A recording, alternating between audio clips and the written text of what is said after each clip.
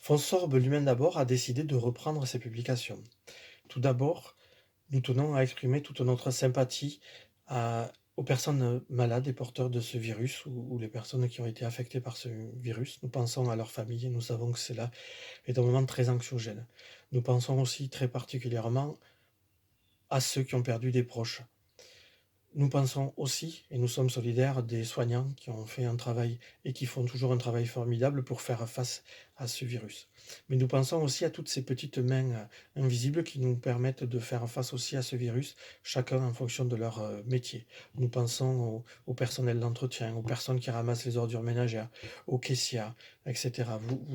Vous avez tous autour de vous de ces gens qui étaient décriés par le passé, on ne considérait pas, on voit aussi aujourd'hui toute leur importance. Nous espérons que dans les mois à venir, ça ne sera pas oublié et qu'on saura en tirer les leçons.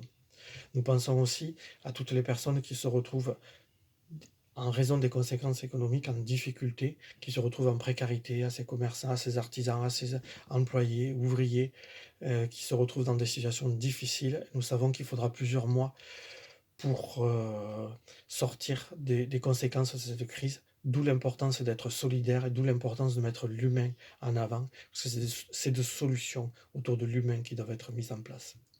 Un mot sur notre commune. Dès le début de l'épidémie, nous avons proposé à Madame la maire et à sa majorité de les aider et notre aide pour faire face à cette crise.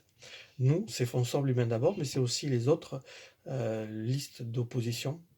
Nous avons eu la surprise d'essuyer un refus. Madame la maire n'a pas voulu de soutien et de l'aide des élus de l'opposition. Nous le regrettons, parce que dans un moment aussi particulier où il est important de montrer solidarité et d'œuvrer tous ensemble pour faire face, nous ne comprenons pas cette position. C'était aussi le meilleur moyen pour ne laisser personne sur le bord de la route.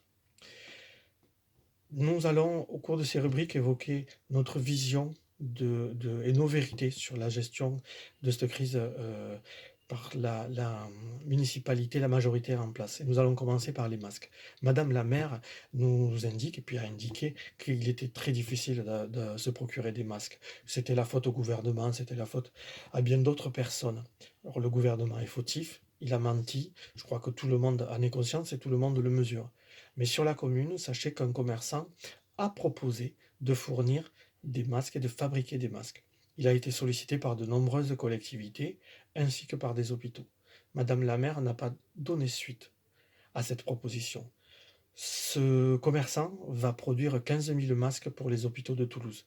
Nous nous réjouissons pour les hôpitaux de Toulouse, mais nous sommes attristés pour les personnes les plus vulnérables de notre commune qui auraient pu avoir des masques bien plus tôt si la bonne et sage décision avait été prise. Nous vous invitons à faire prendre soin de vous, à respecter les gestes barrières et on se dit à très bientôt.